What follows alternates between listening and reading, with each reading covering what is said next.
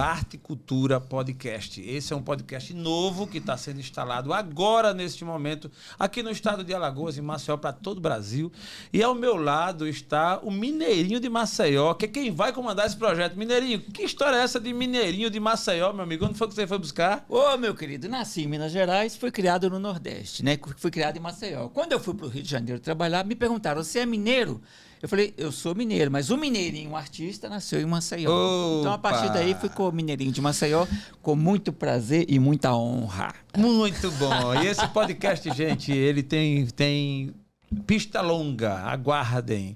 E Mineirinho de Maceió, quem é que está conosco aqui, meu irmão, para abrir esse episódio? Diga aí. Não é abrir o episódio, é abrir a história. Abrir a história, gostei. A história do podcast, muito né? bem corrigido. Olha, o cara é economista, foi secretário de Cultura do governo, trabalhou como Ministério da Cultura, foi presidente da FEMAC por duas gestões. É um cara que fala sobre cultura, fala sobre coisas atuais, que tem uma cabeça aqui e fora ao mesmo tempo. Pensa muito, careca igual nós. Opa! Eu acho que tira tudo isso aí, deixa só o careca igual nós. Quem é ele? Careca, Vinícius Palmeira. Bem-vindo, Vinícius. Olá, prazer estar aqui com vocês.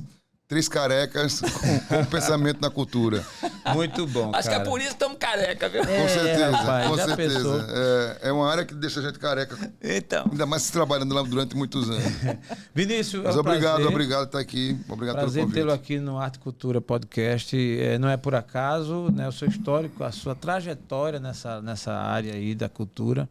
Inclusive, tive o prazer de estarmos juntos em alguns momentos aí de nossa lida, né, do dia a dia. Sim. E conhecer o seu trabalho, o seu comprometimento. Então, para o Arte e Cultura Podcast, né, Mineirinho, é uma honra para nós. Opa!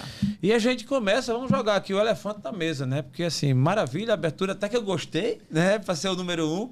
Mas vamos ao que interessa. A cultura, meu amigo. Eu tenho uma perspectiva, uma visão, o Mineirinho tem uma, cada um de vocês que nos assiste tem a sua, mas nós vamos ouvir a perspectiva, a visão, o que é que ele conceitua, o nosso convidado, Vinícius Palmeira. Vinícius, cultura na sua visão. Pois a cultura eu não vou nem colocar na minha visão, vou colocar numa visão de um pensador, de alguém com quem tive a alegria de estar próximo, nesse período quando passei pelo Ministério da Cultura, que é o pensador Gilberto Gil, que diz uma coisa muito simples, cultura é tudo aquilo que não é natureza. Então, ou temos natureza, o que não é natureza é cultura. E é verdade, cultura, todas as expressões, todos os jeitos, todas as formas de ver e de fazer as coisas, tudo que não está elaborado pela natureza, tudo aquilo que a natureza não nos deu, é aquilo que a gente criou para viver. Portanto, a gente não consegue desassociar o modus vivendi das pessoas, das populações, das civilizações e a cultura. São conceitos intrínsecos. A maneira de viver, de ser e a cultura são a própria expressão da outra. Então eu concordo com isso, eu concordo com o ex-ministro, o cantor, o compositor Gilberto Gil, quando diz que tudo que não é natureza é cultura, porque toda a nossa maneira, todas as nossas formas, todas as nossas maneiras de nos expressarmos é cultura, desde a hora que a gente levanta e tem os nossos hábitos de higiene, já são hábitos que foram adquiridos culturalmente. Verdade. E da maneira mais tradicional da cultura, que é a passagem de pai para filho, né? Isso. Que é onde a cultura tradicionalmente ela vai se projetando na linha do tempo, através das gerações, seja nas tradições culturais, seja na higiene, seja na forma de se alimentar, né? E vai permeando a vida da gente de tal sorte que a gente tem que concordar. Tudo que não é natureza é cultura. Eu concordo. Seria o quê? A alma de um povo, né? Digamos Com certeza. Assim, né? Também. Seria a alma Com certeza. de um povo. É aquilo que passa de gerações em gerações. Tanto é que a gente vê que tem tantos povos com tantas culturas diferentes que a gente assusta, mas na verdade não existe. Eu tinha uma professora de história cultural que ela dizia que não existe ninguém, porque muitas vezes associa cultura com ignorância. né? Fala assim, fulano não tem cultura, mas todo mundo tem cultura, todo povo tem cultura. Claro, é verdade.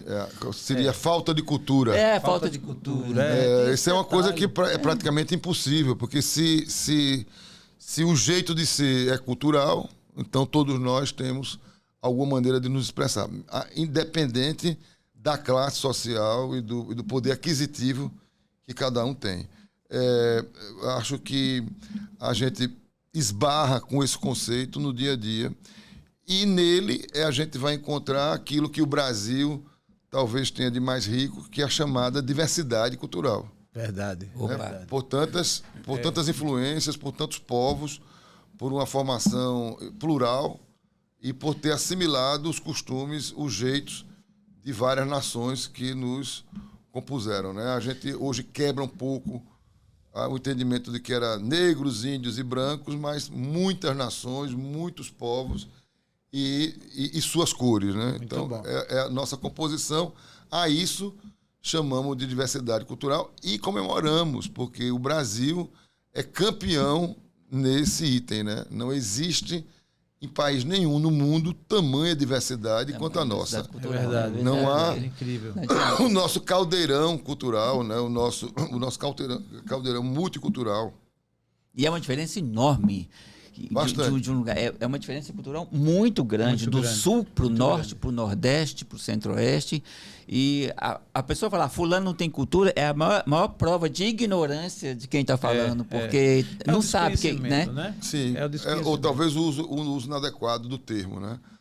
O Brasil, ele deixa o mundo boquiaberto com isso. Desde o tipo físico nosso, que tem diversidade total. Sim. Aqui a gente é a vitrine do mundo, todos os tipos, todas as raças que estão no mundo, temos entre nós. É verdade, isso é fato. É incrível isso. Se não temos esquimós, mas temos semelhanças com os nossos indígenas que se aproximam dos povos esquimós, lá da Groenlândia, lá do Alasca. Nós temos várias matizes de negros, de amarelos, de europeus, enfim. Isso nos obrigou a uma nova postura diante da cultura que o mundo projeta. Nós absorvemos isso e enriquecemos e devolvemos ainda mais rico para o mundo se admirar. Então, não há a grande riqueza do Brasil, sem dúvida, é a diversidade cultural. É a diversidade cultural. Como já disse na etimologia da palavra, né, que ela vem do latim, colere, que quer dizer cuidar, cultivar, especialmente cuidar. E aí vem essa passagem, como você falou, da principal cultura, que é de pai para filho, que vai avançando, né? É isso que a gente, logicamente que hoje a tecnologia vai nos dar o passo que durante tantos anos não deu, não é suficiente a oralidade para a transmissão do saber. E se a gente tem isso, ela vem funcionando, lógico, né? A gente chega aqui hoje, por exemplo, com uma marca que bastante forte, firme no nosso estado, as cores, o azul e o encarnado. Sim. Né? Quando a gente mergulha sobre a origem dessas cores, a gente vai encontrar a briga de cristãos e mouros na Europa. De onde viemos? Viemos da Península Ibérica, viemos de Portugal e Espanha. Esses países foram invadidos pelos árabes durante 700 anos, chamada invasão moura. Quando o Brasil é criado, quando o Brasil é descoberto, é colonizado, né, vem da Europa esses costumes que concentravam nas cores, sendo os cristãos vermelhos e os muçulmanos, ou os sarracenos azuis. Havia disputa, né? Havia disputa entre as cores, havia disputa entre os reinos, e isso é trazido para a nossa realidade rural. Hoje a gente tem coisas como o pastoril, o guerreiro, que usa essas cores, E a gente não imagina que isso tem uma origem de 700 anos. Que tem uma história lá, né? Milenar. Aí você me fez lembrar do pastoril mesmo. Sim. Eu paquerava, nos meus 12 anos, a Diana. A Diana. Que ela era encarnado e o azul. Eu, como sou a Diana. Você não tem que se dividir entre o azul e o encarnado, ficou com a Diana. Ficar no meio aqui, a Diana. Eu nunca tive problema, velho, com esse negócio, né? Assim, no CSA e CRB eu nunca tive problema assim. Então, beleza, respeito agora a Diana. Era paixão. Era paixão. Você me fez lembrar, caraca, você vê a ciência nos dias de hoje aí. A oralidade fez isso. Ela vem transmitindo isso para as novas gerações. E hoje a gente vai se deparar com essa gama tecnológica, né, à nossa disposição, que eu acredito que agora isso se projeta, não sei até onde, para o infinito, porque tudo podemos gravar, filmar, enfim. A gente tem tá aí o audiovisual eternizando e colaborando definitivamente com essas marcas. O que a gente talvez precise entender mais é que não podemos deixar que a onda de massificação dos costumes aniquile a beleza dessa diversidade. É isso que eu ia falar, porque, por exemplo, você não acha que a tecnologia hoje ela pode vir colocar em risco o futuro, esse DNA cultural dos povos? Eu não acho que seja tecnologia, porque eu acho que a tecnologia é ferramenta para uso. Ela por si só ela não pensa sozinha. Por mais inteligência artificial que tenhamos. O podcast mas funciona, mas tem nós aqui, né? Exatamente. A gente tem o pensamento da humanidade e suas tradições e toda a sua cultura milenar. O que acontece é que existe o tal Deus Mercado. Entendi. Que vai buscar a massificação de produtos para maximizar, por suas vezes, as vendas, o lucro. É verdade. Isso nos destrói. Com certeza. Deus mercado, caramba. Isso verdade. nos destrói porque isso vai de encontro às particularidades, às identidades. O que se tenta massificar é algo onde todos nós nos nivelemos e esqueçamos as nossas diferenças no sentido de riquezas particulares, culturais. Eu acho que as diferenças xenofóbicas, se é um estrangeiro, as diferenças que são causadas pelo racismo, as diferenças que são causadas por questões de discriminação de qualquer natureza, é um outro assunto. Né? Isso sim precisa ser combatido, mas é preciso que as identidades sejam preservadas, porque senão a gente perde aquilo que a gente é. Por exemplo, no caso da nossa Alagoas, não tem sentido a gente se afastar do azul e vermelho. Agora vamos adotar o verde e o cinza. Não tem sentido isso, não é? Porque eu porque assim, a gente tem uma história com relação a isso. Porque, por exemplo, na área da dança, por exemplo, depois que começou-se a globalização cultural, vamos dizer assim também, né? Porque teve uma influência muito grande na cultura. Sim, é a globalização que causa isso. Então, o que acontece? Em Minas Gerais tinha um samba que era dançado só em Minas Gerais, é o samba mineiro. E tinha um bolero mineiro também. E hoje não existe mais nem o samba mineiro, nem o bolero mineiro. O bolero lá é o carioca, o bolero daqui é o carioca, o samba daqui é o carioca. Então, ou seja, massificou um projeto cultural de uma cidade ou de um estado, onde ele dominou todas as predominâncias culturais de cada local. É uma cultura predatória, né? Entendeu? Ela vai se estabelecendo e vai aniquilando as demais. Exatamente, entendeu? Então, assim, houve uma preocupação muito grande. Há uns tempos atrás, um secretário de cultura que me chamou para conversar e falou comigo assim, nós precisamos ter um ritmo nosso. Porque o axé Bahia é forte, o frevo em Pernambuco é forte. Como é que nós vamos criar um ritmo nosso que a gente possa defender esse ritmo? Né? Então, a gente pensou em colocar o coco de rodas. Vamos fazer um coco de roda de uma forma que ele fique popular, que a gente consiga manter essa bandeira.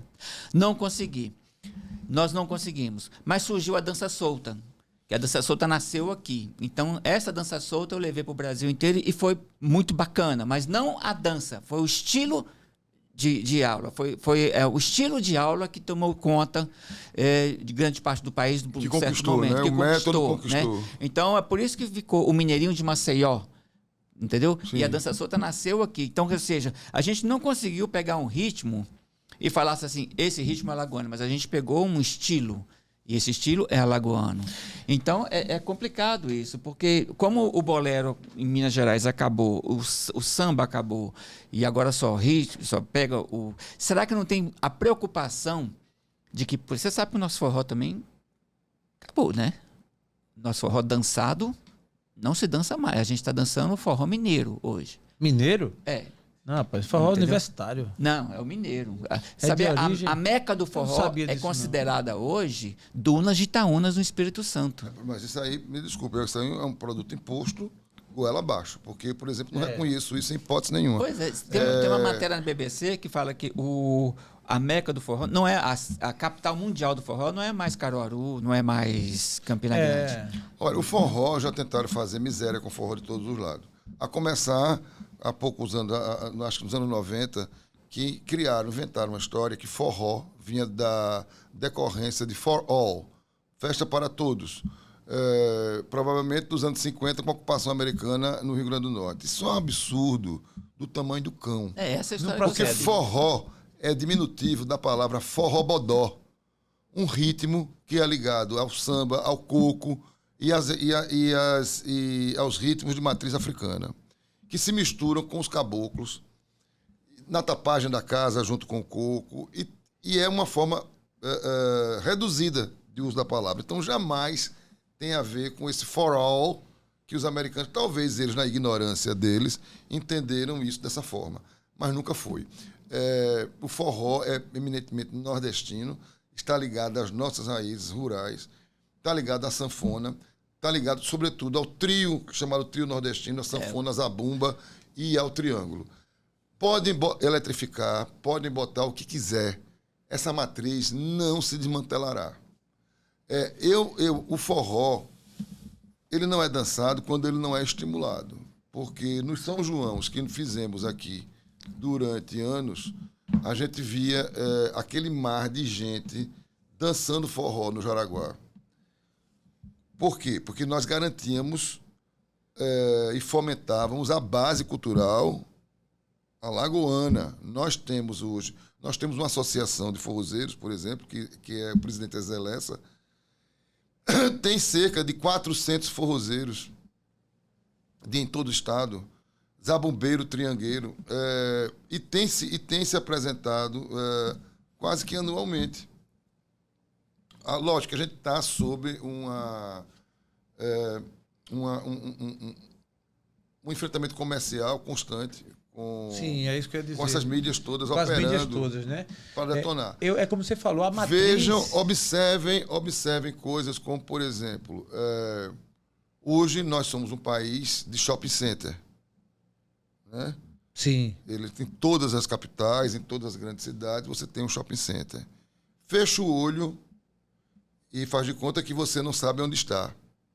Você fechou o olho em Maceió. Quando abriu o olho, você estava num shopping center em São Paulo. Você vai encontrar as mesmas lojas, as mesmas comidas, as mesmas marcas. É verdade. E, por incrível que pareça, uma briga daqueles que frequentam o lugar procurando alguma coisa diferente daquela marca de massa que ele consome em qualquer um desses shopping centers que a gente venha frequentar no Brasil. Então, essa é uma clara ação anticultural, do meu ponto de vista, porque ela massifica, ela homogeneiza, ela apaga as diferenças regionais. E, ainda assim, elas querem sobreviver. Se você chega no shopping center do Pará, claro que vai ter um tacacá, um pato do tucupi, como também em Maceió você vai encontrar algum restaurante que tenha uma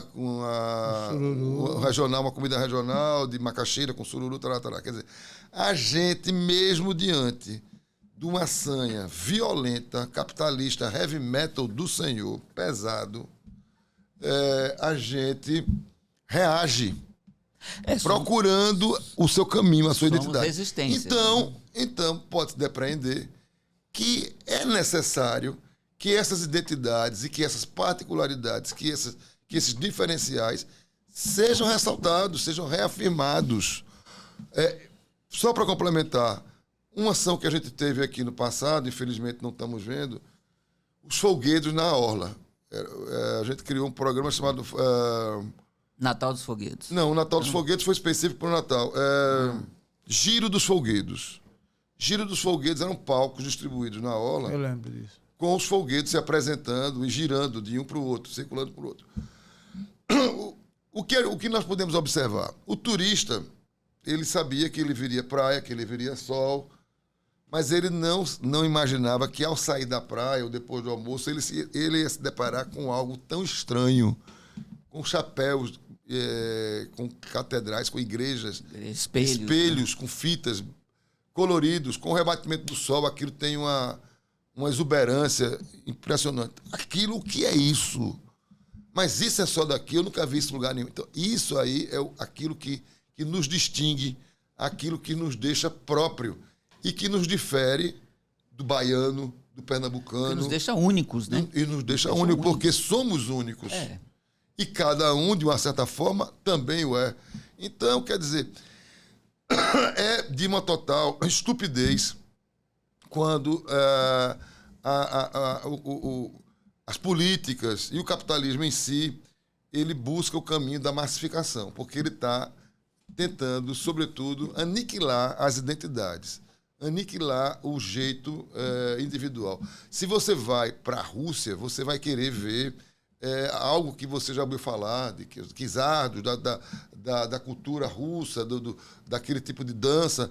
Você não vai querer chegar lá e ver alguma coisa que está massificado, como vários ritmos no Brasil tenta se impor.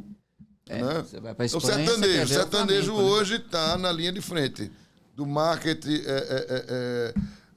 recebendo grana doidado, incentivado, carreiras milionárias. Então, quer dizer que no São João de Maceió eu sou obrigado a ter a metade de sertanejo. O que é isso? Isso é absurdo. Isso é um ponto difícil Isso não é porque seja contra o sertanejo ou não. Não, as pessoas têm direito a ouvir sertanejo, de ouvir sofrência, de ouvir... Mas o compromisso com a sua raiz, com a sua identidade, com a sua história, com o seu jeito de ser, é aquilo que vai nos garantir o lugar no mundo. Porque senão não tem sentido ir a Maceió. Não justifica você sair... Para ver o que você vê lá. O mesmo shopping center, a mesma massa, o mesmo ritmo e o mesmo sertanejo. É o que aconteceu em Campina também. Teve um monte de campanha lá, né? Em Campina Grande também, em Caruaru, onde o forró mesmo ficou quase que em segundo plano. Então não tem sentido. E colocaram se é a festa do forró, por que eu vou abrir para esse nível? Né? Então, e aí é o que tem as questões, quando se fala, tá atacando, não gosta, preconceito. Não, de jeito nenhum. Há espaço para todos. Agora, é necessário que as culturas se defendam e que ela defenda o seu quintal, o seu quinhão, aquilo que lhe é próprio, as suas divisas, as suas cores. Isso é uma verdade e o que eu penso é que existe uma chave aí que vem sendo virada, que é a mudança das gerações. E se não há uma preservação de memória para que as pessoas, as gerações que estão chegando, pelo menos conheçam, realmente tende a se diluir. Eu falo isso porque eu tenho filhos pequenos, né, que estão vindo agora, e às vezes assim, eu falo do pastoril, eu falo de alguma coisa dessa, da cultura, e é impressionante, não eles somente, os coleguinhas dele, essa galera aí de 10, 12, 15 anos, ela vem com a chave, aí sim, a introdução do marketing no sertanejo, por exemplo, estou dando como exemplo, mas tem outros ritmos, elas vêm forte e fazem a cabeça, ou seja, o que é que eu quero dizer com isso? Se ainda não tiver cuidado, essa geração que vem, você imagina daqui a mais 10, 20, 30, 40 anos, né? A gente viaja e vai vir essa geração. Os meus filhos, por exemplo, eles já não, essa geração nova, falando dos meus filhos porque eu estou perto, eles já não conseguem enxergar ou ver meio que sentido a todo esse histórico. Aí, lógico, até sim, mas como contexto histórico, e aí a preservação nos livros da escola, ali do que vai ser do passado. Mas na vivência mesmo, para ir para um evento, para uma festa, assistir um pastorio, um negócio... Em geral, os filhos respondem também ao que os pais... A indiferença já começa nos pais. E a geração nova não pode nem ser responsabilizada, porque a nossa já vem se descuidando disso há muito tempo. É, isso mesmo. Já vem se afastando disso há muito tempo. É verdade, é verdade. E é uma pena, porque no nosso caso, por exemplo, nós somos um pequeno estado, porém de uma riqueza enorme, porque nós somos originalmente a capitania de Pernambuco, nós somos a província de Pernambuco, que se desapartou há 200 anos atrás. E já confinada no descaso político que Pernambuco reservou à ponta do Estado, não é à toa que nós nos separamos, né? Ninguém se separa daquilo que está muito bem. Quando o casamento está bom, por que eu vou me separar?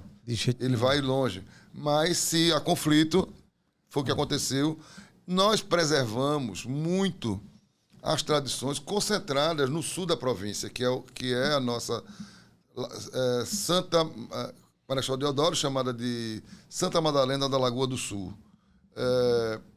Nós, confinados que fomos, né, eu digo sempre que nós somos os bisnetos de Pernambuco, as terras que os pernambucanos não queriam, né, aquele cantão lá, confinado, cheio de índio, caeté, enfim. E nós... Ficou uma parte boa, ficou as praias boas.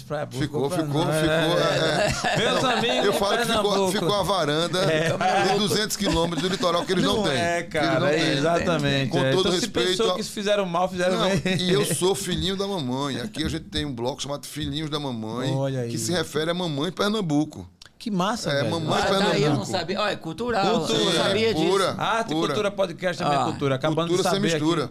Filhinhos da mamãe. Os filhinhos da mamãe Filhinhos da Mamãe Pernambuco. Nós somos a estrela radiosa. Alagoas, estrela radiosa que refugia ao surgir das manhãs. Caraca, então, velho, nós... Eu tô falando. Foi feito um espetáculo de teatro com Sávio de Almeida, nosso grande Sávio de Almeida, e chamado Estrela Radiosa. E no final do espetáculo, no Teatro Deodoro, tinha um grande boneco, à semelhança desses bonecos de Olinda, que também se fala que é oriundo de Alagoas, né? Eu já ouvi falar disso. De Maragogi. Quem me falou tem certeza. Os pernambucanos ficam danados quando a gente fala isso. E os maracatus... Aqui para explicar isso, os né? maracatus são de origem alagoana. Nós tínhamos grandes maracatus aqui, grande parte deles afugentados pelo quebra de Xangô de 1912. Que inclusive faz 100 anos agora. Fez 100 anos foi em 12, 110. né? 110 anos. 111 anos, eu acho. Ontem fez 111 anos. Isso. Essa uma ruptura cultural seríssima, né? O quebra do Xangô de 1912, porque destruíram todos os terreiros e os xambás e outras nações importantes migraram para Pernambuco, levando as tradições, inclusive os maracatus. Não é que Pernambuco não tivesse maracatu, tem nações importantes. Maracatu é um folguedo importante ligado, normalmente, a um terreiro de candomblé.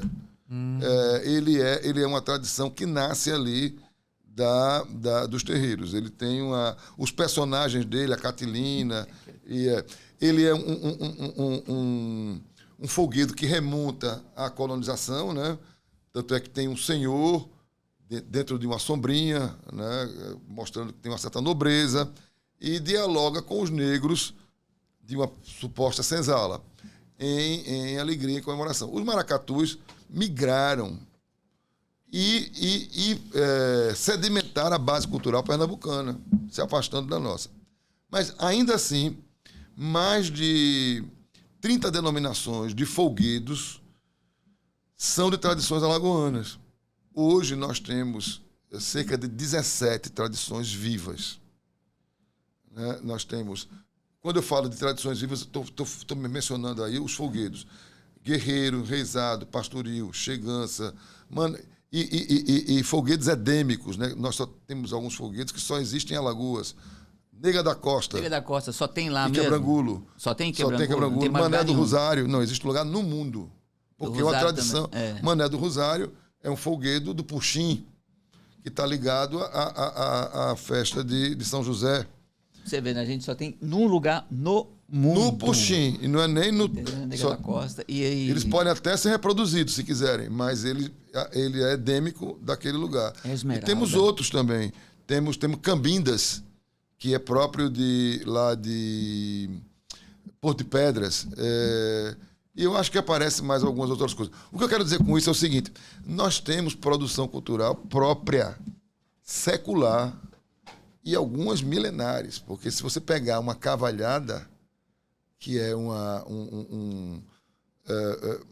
tradição, folguedo, único porque é a cavalo, né? Não confundir com vaquejada, que não tem absolutamente nada a ver. A cavalhada é uma tradição de origem francesa. Os seis cavaleiros são os cavaleiros de Carlos Magno da França. Quer dizer, olha que absurdo. Caramba! Na zona da mata pernambucana, alagoana, né? Aqui, uma tradição que existe ainda, por exemplo, nós temos uma cavalhada centenária em Champreta. Então, veja... E os caras que participam, tem essa história, sim, sabe até porque ele tem uma faixa com o nome Gilles de France, não sei o quê, quer dizer, ele remonta ao cavaleiro de Carlos Magno. Chamam pares de França, porque ele e o cavalo formam um par. Né? Um azul e o outro encarnado. Como o nosso guerreiro também, como o nosso pastoril também, como as nossas tradições, tem essa dicotomia de cores, do azul e do encarnado, extremamente significativa. Então, você veja, uma brincadeira, um folguedo, né? Porque o folguedo é uma brincadeira, é uma comemoração, é um festejo. Eles têm uma relação milenar. Como você pode destruir uma coisa dessa? Agora me diga uma coisa. Como você pode trabalhar para que isso vá desaparecer? Vinícius, isso é, no mínimo, ignorância. Eu digo bairrista, mas não é bem a palavra bairrista. Mas culturalmente falando, nós temos que ser bairrista, né? Eu acho. Você concorda? Tipo assim, não é falar mal do outro, que o seu é melhor. O bairrista pode ser a xenofobia também, porque a xenofobia é a rejeição ao que é externo. Pois é. Eu não gosto daquilo que não sou eu. Mas não seria... Isso é ruim. O bairrismo, ele é a exacerbação do que eu sou, né? Eu me gosto tanto que eu defendo a minha... eu acho que... Será que nesse sentido aí... Não eu acho que a palavra talvez não seja mais adequada para dizer do amor que a gente deve sentir pela nossa terra, pela nossa cultura e pelas nossas divisas.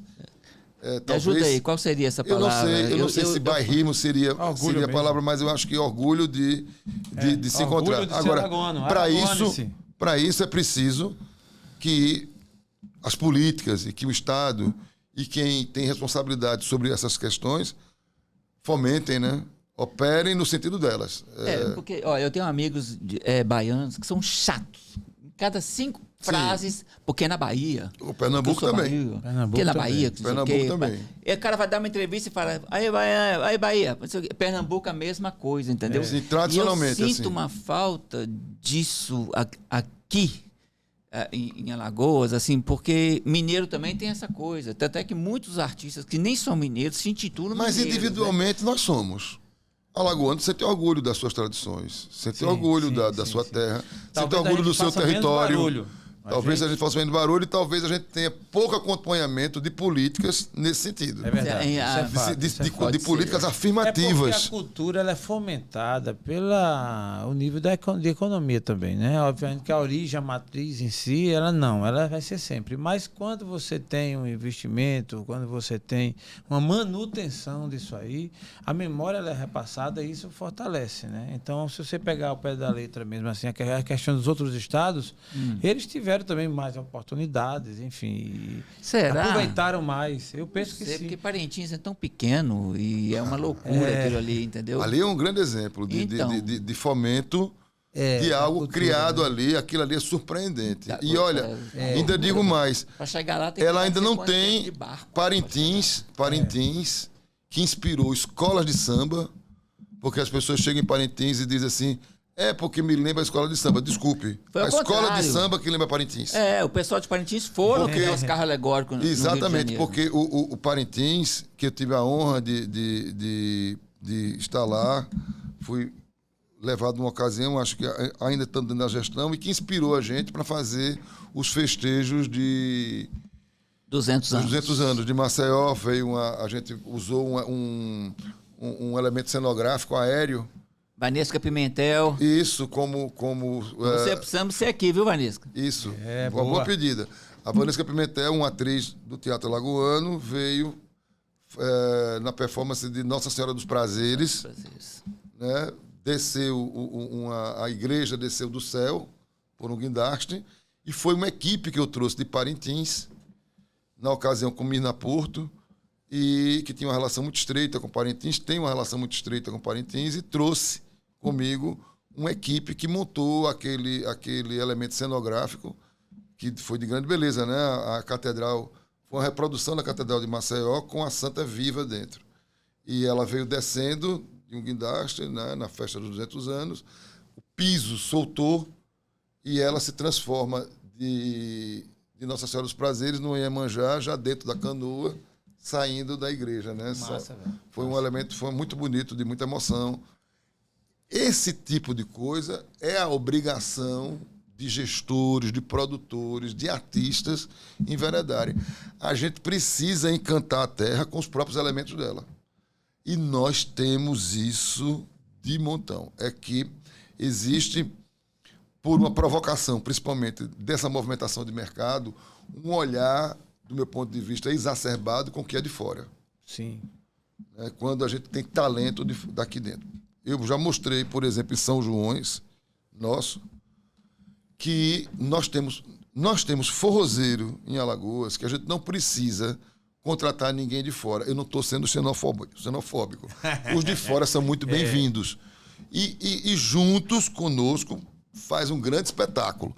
Mas o que eu quero dizer é que nós temos talento, nós temos sanfoneiro, nós temos abombeiro, nós temos compositores fantásticos. Agora, a gente vive sempre com o olhar para o lado de fora. É incrível isso, agradando o vizinho. Agora, né? tem muita gente daqui que é muito valorizado lá fora, que tem um cachê muito bom lá fora, mas que aqui o cachê não é tão bacana. Por exemplo, Edgar 18 Baixos, por exemplo. Excelente. Eu comprei um CD dele no Rio a preço de ouro. Excelente. É um grande artista. Ele era muito... Não sei se ele está por aí ainda. Tá nativa. Entendeu? Então, assim, Ele é um cara muito valorizado no Rio de Janeiro e em Minas Gerais. O Zinho. Zinho. Foi um cara... Foi um grande... Ele foi ovacionado. Fez agora 15 anos, eu acho, da morte, 12, 13 anos, alguma coisa assim. Em Minas Gerais. Então, assim, o que eu digo é o seguinte, tem muita gente que tem muita valorização lá fora, mas que aqui o cachê é muito mais baixo. Mila do Acordeon. Você já viu Mila do Acordeon, que toca em Paris? Não. Mila do Acordeon é um show, porque ele tem uma evolução na sanfona com uma pegada quase que erudita. Né? Os Setons são grandiosos. Eliezer e o filho Jacques. Né? Seton é uma coisa fantástica. Tem o Pinóquio também. Pinóquio é um dos melhores. Esse tem o Chameguinho. Tem o Irineu. O Rogério Nicásio, filho do Irineu também. Exatamente. É gente de primeira linha. Que também está na França, porque é uma cultura que tem o uso da sanfona, né? A sanfona é um instrumento francês, né? Sim. A quadrilha é francesa. A quadrilha é francesa, né? E a sanfona é... Como é que você sabe dessa história? Como é que a sanfona entrou no trio?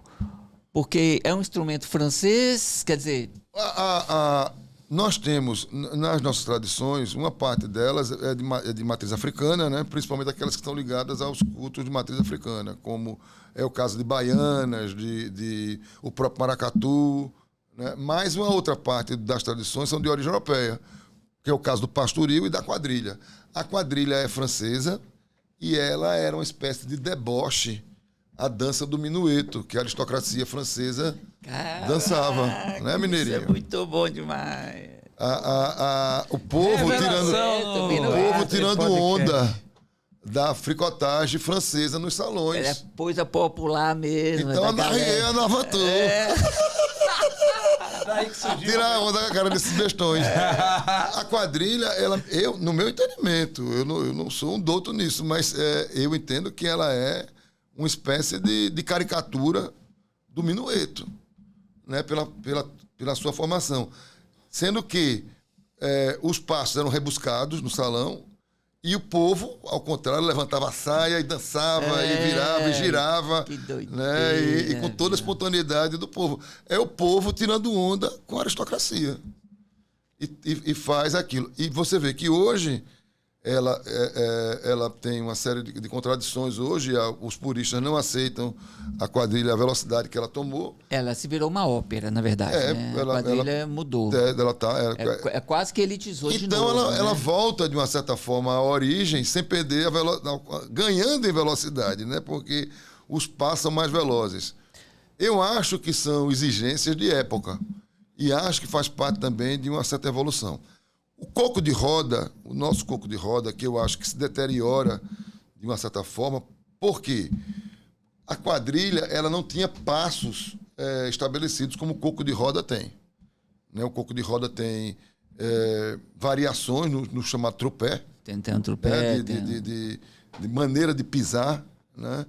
Tem o cavalo manco. O cavalo manco, a vacileira, o besouro, não sei o quê. Enfim, isso tudo está se perdendo. O coco, ele perde isso, porque deixou de ser ensaiado, deixou de ser vivido e passou a se massificar. Inclusive acabou. Chega igualando a quadrilha, quase. Quase não vê a umbigada, né? Porque a umbigada é uma parte muito bacana do coco. E não está tendo mais, a gente não está coco de umbigada, né? Coco de umbigada. Conseguindo ver mais aquelas umbigadas. Vinícius Palmeira, a gente tem uma impressão muito boa sua quando fala em cultura, né? Associa muito a sua imagem. Vinícius Palmeira, cultura, Vinícius Palmeira. Que bom. A tua história de vida, em que momento startou essa inclinação, esse caminhar na cultura? Da maneira mais surpreendente, porque eu trabalhava dentro do mercado financeiro. Onde você menos imagina que isso vai dar em cultura. Geralmente é o cara do número, geralmente é o cara... Pois bancário, mas é o bancário, é seguro, mão de vaca. Tu é mão de vaca? Era banqueiro. Não sou não. Pelo contrário. Agora, eu até devia ser um pouco mais. Mas então, tudo na cultura. É difícil, porque, em geral, as pessoas elas enveredam porque elas... No caso de uma formação como a minha, né, que eu sou economista, deveria ter sido talvez pela captação de recursos, etc. Até que adiante eu adquiri performance nisso, mas não foi por aí. Foi porque eu fui superintendente de cartão de crédito da empresa onde eu trabalhava, Losango Financiamento e Investimento, no Rio de Janeiro. Trabalhei nessa empresa há cerca de 12 anos. Tu é lagoano e foi para o Rio?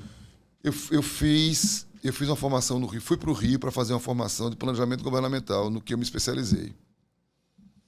Terminei o curso e ingressei no mercado de trabalho. Fui trabalhar com tecnologia, dentro de uma empresa chamada Proceda. Era uma concorrente brasileira da IBM.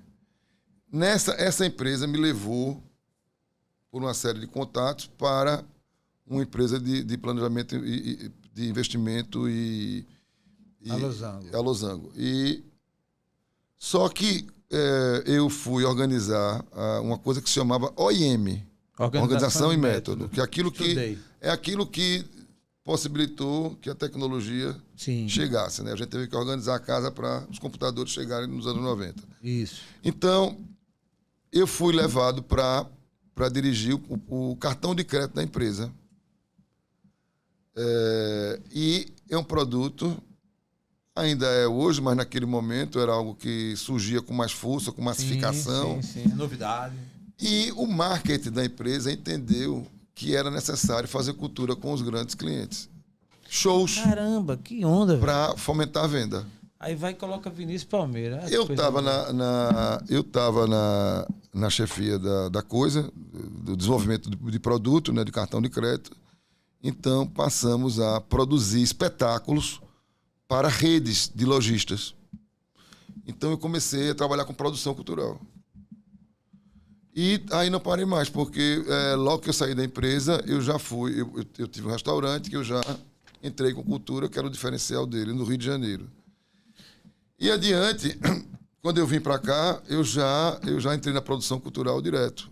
Foi mordido pela mosca. Levando, rapaz, foi mordido mesmo. Talvez uma brecha de mercado, que é a questão do artista ser muito descuidado com essas questões de projeto, de calcular uma planilha, de apresentar e de captar recurso, né? Então, isso deixava uma margem muito grande para novos profissionais nos anos 90 entrarem por aí, porque eu não sou artista. E grande parte... O grande problema dos artistas é que eles não precisam ser profissionais da arte e não artistas em si, né? Então o problema é que o artista muitas vezes não sabe enquadrar um projeto, não sabe buscar um edital, às vezes o cara não sabe nem... Não é a sua praia, né? Não é a sua formação. Esse é o problema, entendeu? Mais sério é quando se força isso, né? E aí o cara às vezes o artista tem que jogar em todas essas frentes para poder dar conta da sua carreira. Vinícius, aí você, num dado momento, também abraçou a gestão pública ou a causa pública por aí, né? Porque é quase que inevitável, né? Inevitável, né? Porque você trabalha na produção e o maior empregador é o governo. Sim. É ele que fomenta a cultura. Aliás, é um dos papéis dos governos fazer isso, porque não se pode esperar que a iniciativa privada faça. A iniciativa privada vai enveredar e vai prestar conta ao Deus Mercado, que é a quem ela obedece. Que é quem ela obedece. O mundo onde ela faz parte. Quando eu voltei para Maceió, no final dos anos 90, quase nos anos 2000, eu comecei a produzir espetáculos aqui. Eu fiz baibá musical, comecei a trabalhar em produções, em casas. Aqui no Jaraguá, aqui próximo, tinha uma casa chamada Nação Caeté, que eu trabalhei a produção dessa casa durante muito tempo, com dança, com música, era dança de salão, uma coisa assim, tipo um baile. As pessoas tinham um mercado enorme, tanto na Nação Caeté como no Sururu de Capote. Então fizemos... Sururu de Capote. Enfim, isso vai... a possibilidade de você fazer um projeto e captar recurso abre muito para que você enverede numa carreira por esse caminho. Acho que foi o que eu fiz. Muito bom. Atrelar a formação de economista com eu acho que você até quase que respondeu a pergunta que eu quero fazer, né? Produtor cultural. Mas, no geral, quando a gente fala de cultura, é um oceano, né? Assim, bastante vasto. De opções, de preferências, de estilos, de ritmos. É impressionante. Eu não sei, a minha mente, quando eu digo assim, a cultura brasileira, a cultura mundial, a cultura dos países, tudo é muito vasto. Partindo dessa premissa de que é tão vasto assim, Vinícius Palmeira, nesses itens todos, aprecia mais o que da cultura? O que é que tu melhor se identifica, tirando o lado generalista, que você, até como gestor público, teve essa visão natural. Mas, por exemplo, Vinícius Palmeira, no mundo da música, no mundo da poesia, da composição, da produção, enfim, o que que identifica musical, do show, do musical e tal? Qual é a minha preferência dentro desse mundo da cultura? Com o que melhor tu se identifica? O que você gosta de consumir? Isso. Bom, são coisas diferentes, né? O que eu gosto de consumir é diferente do que eu gosto de trabalhar muitas vezes. Tá. E aí, vamos falar de uma coisa antes de responder essa resposta, para poder dividir bem esse universo cultural. A cultura, a gente convenciona que ela tem 3 dimensões. Tá. Né? As 3 dimensões da cultura. A do simbolismo, a das artes, a das expressões artísticas, né? Da dança, da música. Ali estão todos o que nós convencionamos como segmentos culturais. As artes cênicas, a dança, as tradições culturais, a cultura afro-brasileira, literatura, gastronomia, moda, tudo isso são os segmentos, é o mundo das expressões artísticas. Né? Um outro lado é a economia da cultura. É aquilo que faz com que isso tudo se movimente economicamente e gere riqueza. É aí onde está a geração de emprego e renda na cultura, é aí onde está a força dos trabalhadores da cultura. Né? Essa é a outra dimensão, a dimensão econômica da cultura. Uma, a das expressões artísticas, a outra, a da... Que é um belo fatia do PIB, né? Bastante significativo. Nós temos mais de 3 milhões de trabalhadores da cultura no Brasil. O pessoal não valoriza muito não, mas tem que entender esse negócio. E a terceira dimensão é aquela que dá direito a todos, o acesso à cultura. Todos nós, e é imprescindível, e não há vida que não se conecte à cultura de alguma forma. Né? Também eu patino. Então, essa aí é o direito cidadão. É a maneira de você consumir, vivenciar, viver cultura. Né? Então, isso é o gosto cultural, é a chegada do cidadão para receber o benefício cultural. Então, essas dimensões em mim estão muito claras, porque num eu trabalho, sim, aí entendi, na outra eu usufruo. Né? Num eu trabalho com o meu movimento econômico, projetando, fazendo projetos, fazendo coisas. Então, nessa dimensão... Na primeira dimensão, quer saber da primeira. Que a gente quer saber. E nas artes... Você no estoque, você na vitrine nas e você artes, vendo a vitrine. Sim. A gente quer saber você vendo a vitrine. Nas artes eu tenho muito compromisso com a cultura popular. Até por ser sensibilizado pela minha própria cultura, que está em declínio em suas tradições. Então, Mas tu dança também? Eu tenho... eu não sou artista, né? Mas tenho, como curtidor não precisa ser artista. Não, eu sempre fui um espectador de teatro, sempre assisti muito. Sempre, na dança também, conheço bastante, porque 2 anos eu vivi no Rio de Janeiro, quase 20 anos. Então, eu absorvi muito isso, né? E no período muito rico, né? Eu fui ver no Rio nos anos 80, no começo dos anos 80. Você conhece o Mineirinho de Maceió? Conheço bastante. Já viu ele dançando? De vez em quando eu me arrisco nos passos dele. Ele é foda. Eita, Corta essa edição. Ele é assim, mas é uma palavra assim, com muito carinho, Mineirinho. Mas você vê, você tá sendo citado por um ilustre da cultura, né? Vinícius Palmeira conhece o seu trabalho. Como é que tu faz para fazer aquele espaço de dança? De noite tu dorme ou tu vai ter que tomar massagem? Como Fica todo quebrado. Eu acho que são 60 anos na parada, meu filho. Meu irmão, o cara com 60 anos fazendo aquele dancinho, ele quer... Rapaz, ô Vinícius... Vai chegar aos 110, com certeza. Meu irmão, ele faz os passinhos do Frevo de Olinda, que agora, acho que no dia do pinto, ele vai fazer uma pintaiada aí boa. Vou dar uma pintada na avenida. Eita, coisa boa. Mas, Vinícius, falando do segundo plano, como você falou em 3, eu até gostei, né, da simbologia e tal, da questão da economia da cultura. Nós temos 2 leis no Brasil que elas são por demais conhecidas, né? Olhadas por uns com uma forma de ver, por outras de outra forma de ver. Eu não quero nem entrar aqui nos detalhes, porque aí cada um olha do jeito que queira. Mas o fato é que elas existem. Sim. E o fato é que elas têm a sua... E vão ser executadas agora, a partir de 2023. E ponto final. A LPG, que é a Lei Paulo Gustavo. E a Lei... Alab. Lei Aldir Blanc. Eu que sou leigo, né? Eu acredito que o Mineirinho não, porque ele é um artista, mas assim... A Lei Paulo Gustavo, em que ela consiste, o que é que ela representa, o que é que ela trará ou vem trazendo no cenário cultural? Bom, primeiro que eu acho importantíssimo ser dito que são leis emergenciais que foram pensadas, dada a pandemia, que foi avassaladora na comunidade cultural, né? Com certeza, o meio... A área mais prejudicada economicamente durante a pandemia foi a cultura, né? E aqui tem mais dificuldade de se recuperar. E foi, em contradição, aquela que salvou psicologicamente os anos de pandemia, porque se não fosse as músicas, os filmes, os shows, as lives, tudo que foi feito... As lives... se não existisse cultura, nós estaríamos todos perdidos. Você vê que contrassenso, né? Dentro ao tempo em que ela estava sendo detonada, destruída, ela salvava psicologicamente as pessoas, né? Que se valeram dos seus elementos para sobreviver. Por isso... Foi bem pragmática, né? A cultura nesse ponto, né? Sim.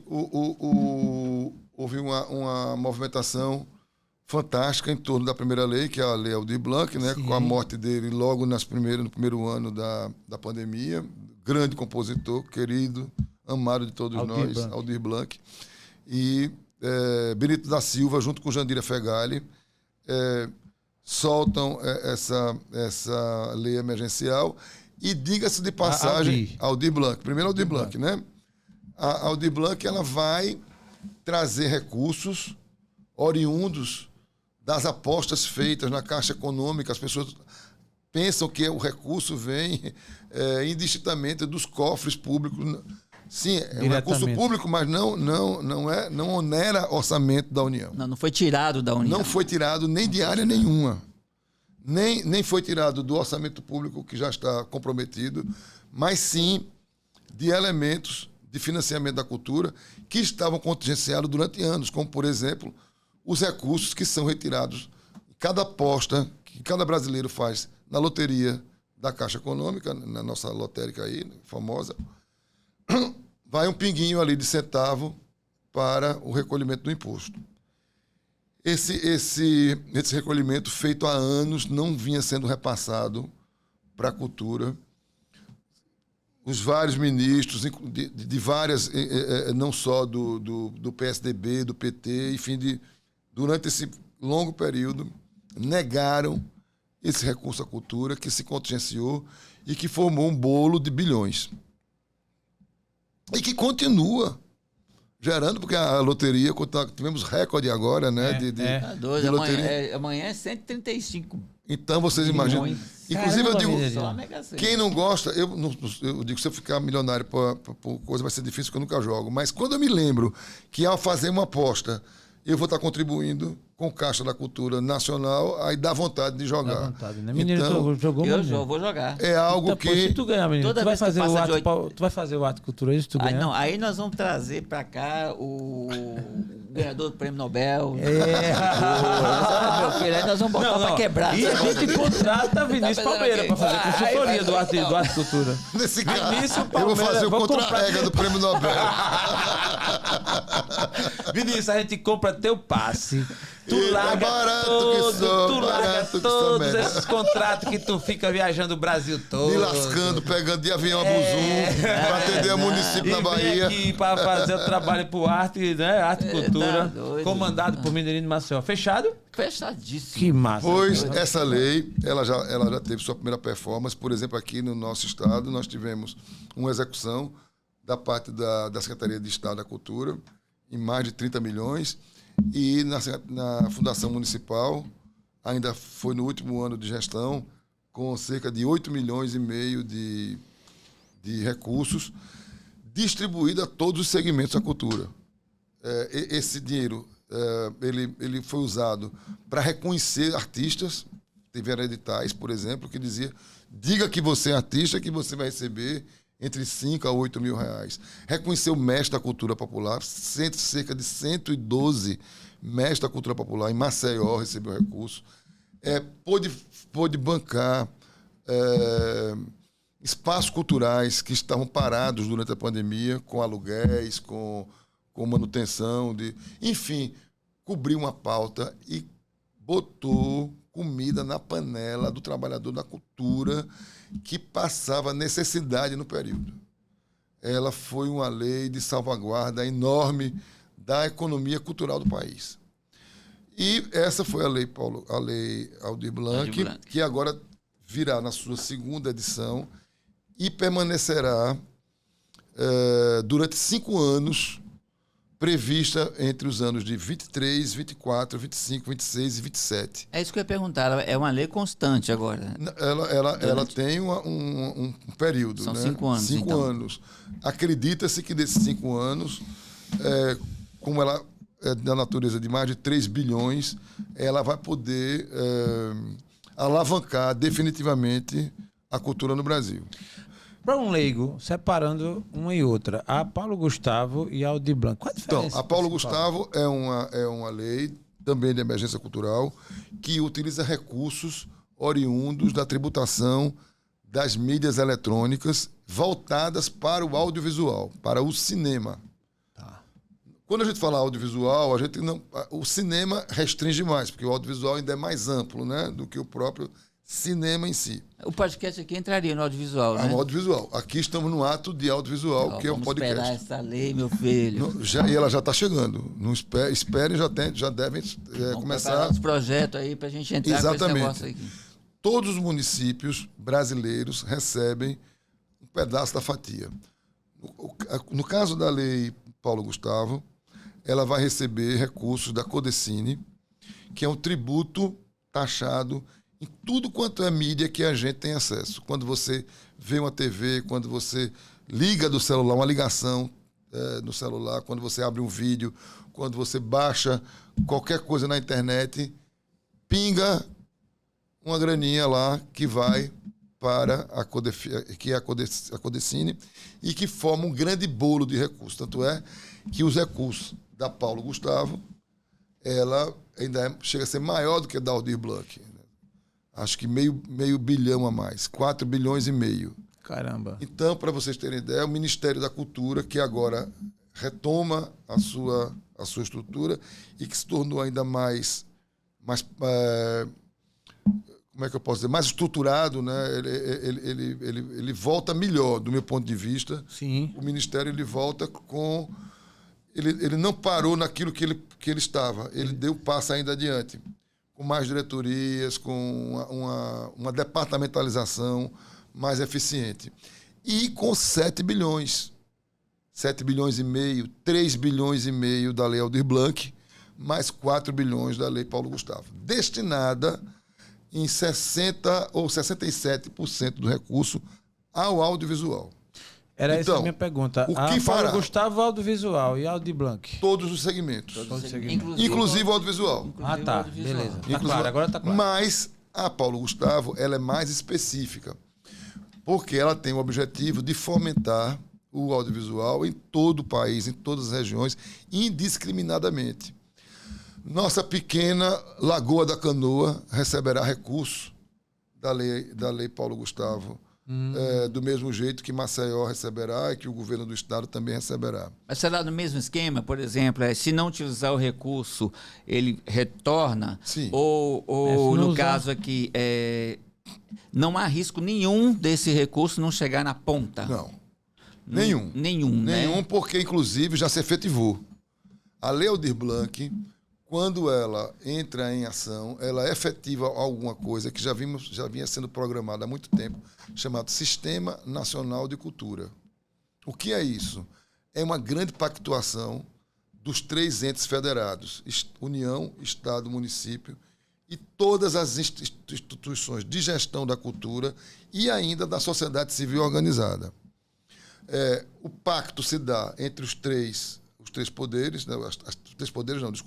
As 3 instâncias, né, de poder, Estado, União, Estado e Municípios, e o recurso vem da União e é distribuído diretamente para os estados e para todos os municípios, os 5.700 municípios brasileiros. Teve muito município que devolveu porque não teve projeto. Sim. Ou os artistas não conseguiram fazer o projeto. Infelizmente.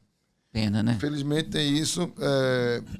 O pequeno município e os municípios em geral, não vou dizer nem o pequeno, os municípios em geral precisam ser assistidos para a execução desses recursos, senão eles voltam.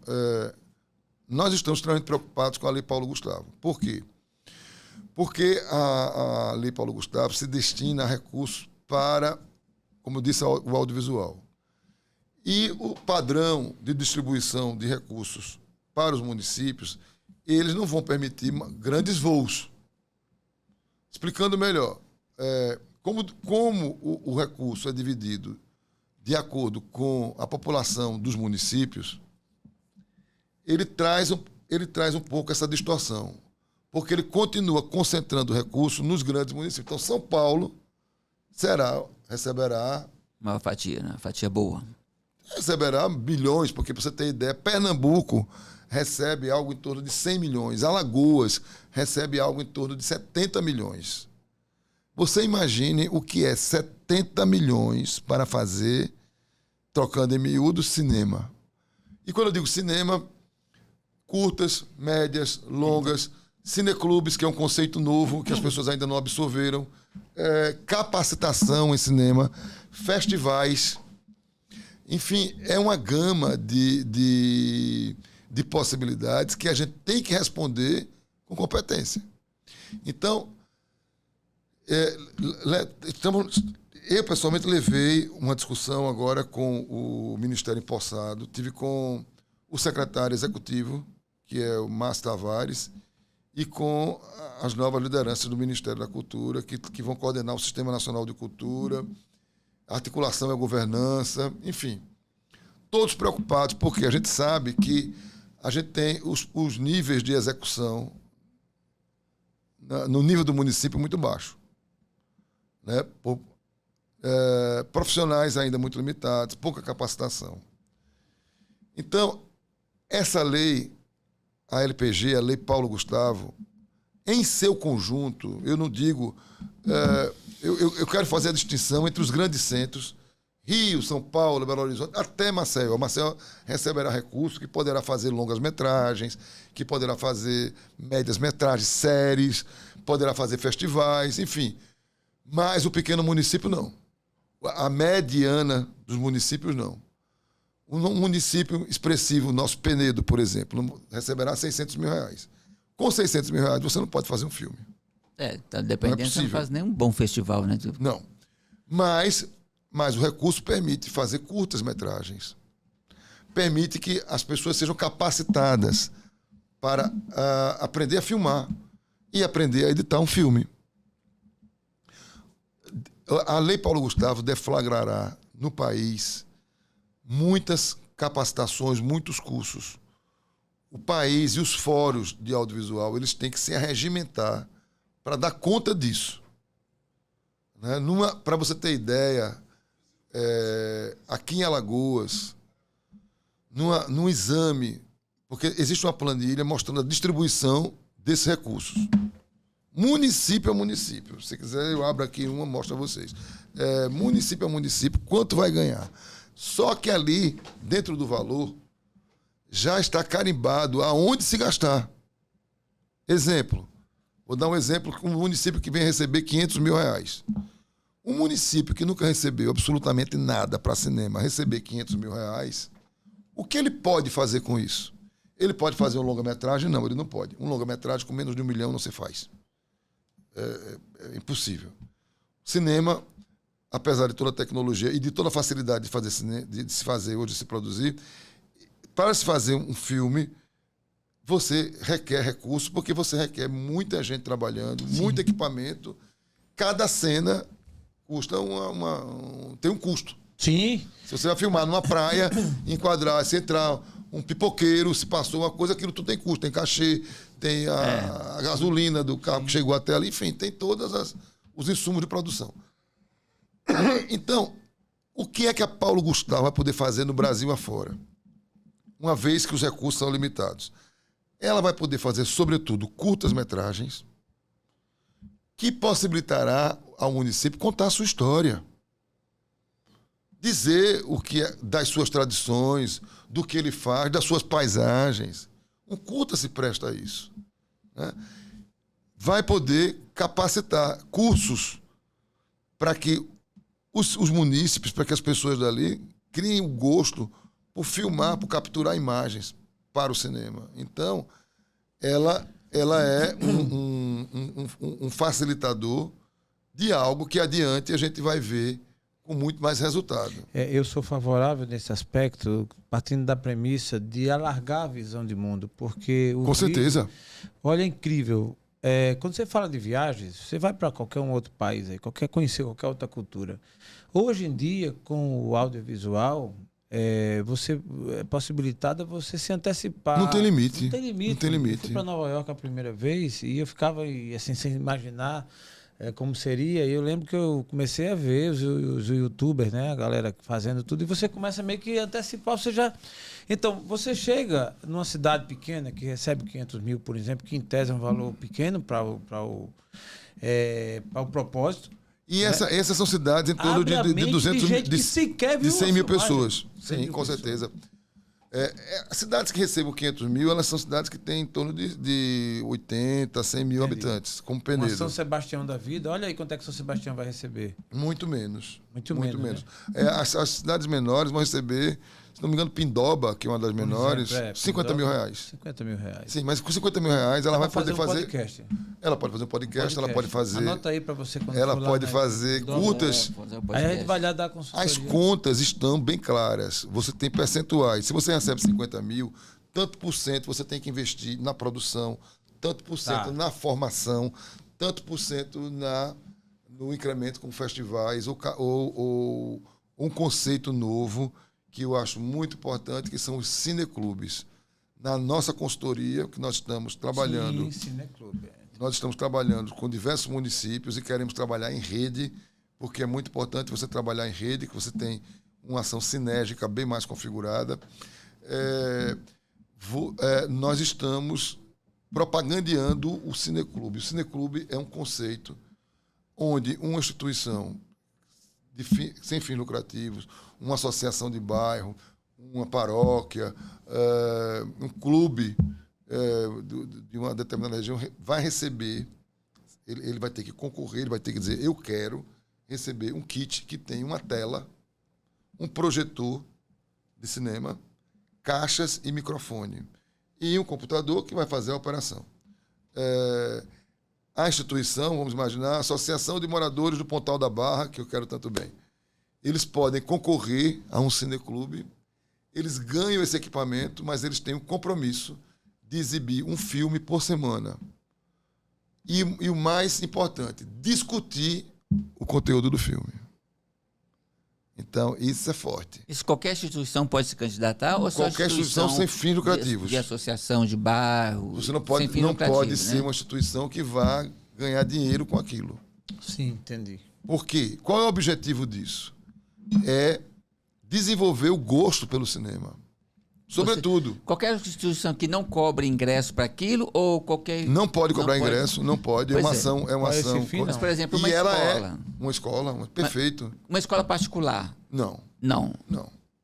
Mesmo que ela não vá cobrar o ingresso para aquilo? A não ser que ela tenha um compromisso, ela vai ter que deixar isso bem claro, com a comunidade do seu entorno. Porque se ela é uma escola particular, ela já é, de uma certa forma, amparada. Entendi. O cineclube é muito importante para lugares onde o cinema não chega. Para o campo, para uma periferia. Né?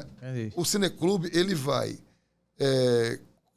trabalhar o entretenimento daquela região ao tempo que desenvolve o gosto e o entendimento de conteúdos. Eu considero revolucionário. É forte porque você vai nos lugares... Você imagine no Muquem, lá em União dos Palmares, aquela comunidade com o cineclube, e na sexta-feira à noite a comunidade se reúne para ver Bacurau. Cara, é o programa da semana. Vai mexer. No passado. E é importante o seguinte, que a dona de casa, que o pedreiro, a pessoa que tem uma escolaridade com uma série de limites, possa dizer, eu não entendi isso. Quer dizer o quê? Pronto. E aquilo ali se ser discutido, até porque não existe uma resposta tão concreta, né? Sim. Então. E não são os doutos que vão dizer, é assim. São aquelas pessoas e a sensibilidade delas que vão dizer, eu entendi isso. Isso, exato. Então, meu amigo, eu estou apostando muito que a Lei Paulo Gustavo fomente esse item cineclube, porque ele é precioso. E quando a gente diz... Eu já conversei com vários prefeitos nossos falando sobre isso, tentando ver a reação. Porque no passado, isso era tido como uma coisa do tipo... Isso é... Como é que chamava? Terrorismo? Não, tem outro nome. Tem outro nome. Um nome horroroso. Meu Deus do céu, tá na palavra, não está saindo. Eu acredito que eu tenho uma lembrança. Como é que chama, gente? Quando você tá aliciando para a esquerda, principalmente, eles dão um nomezinho para isso, não estou me lembrando. Mas, enfim, uma militância de esquerda seria isso. Mas, veja, eu estou achando que essa sensação, pela reação dos prefeitos, acabou.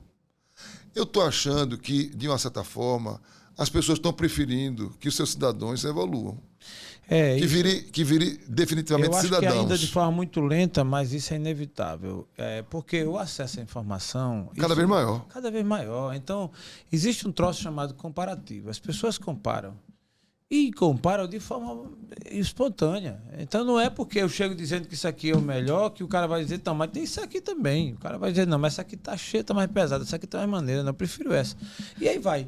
Então, assim, pode até ser, por parte de alguns algum tipo de interesse. Alguns prefeitos, por exemplo, dizem, vem cá, e no campo podemos colocar isso numa... Eu digo, mas perfeito exatamente no campo. É melhor, né? Aonde o cinema não chega. Aí é que é perfeito mesmo. Nós não temos um país de cinemas. Os cinemas estão no shopping center. Acabaram os cinemas de rua, temos muito poucos. A gente tem um cinema de arte em Maceió, por exemplo, que luta, é o mais antigo, ele tem 40 anos. Aprendi a gostar de cinema lá. Para mim é um símbolo, para mim é um lugar sagrado, Cine Arte Pajuçara. Minha filha é cinéfila, Flamínea, doutora Flamínea, um abraço.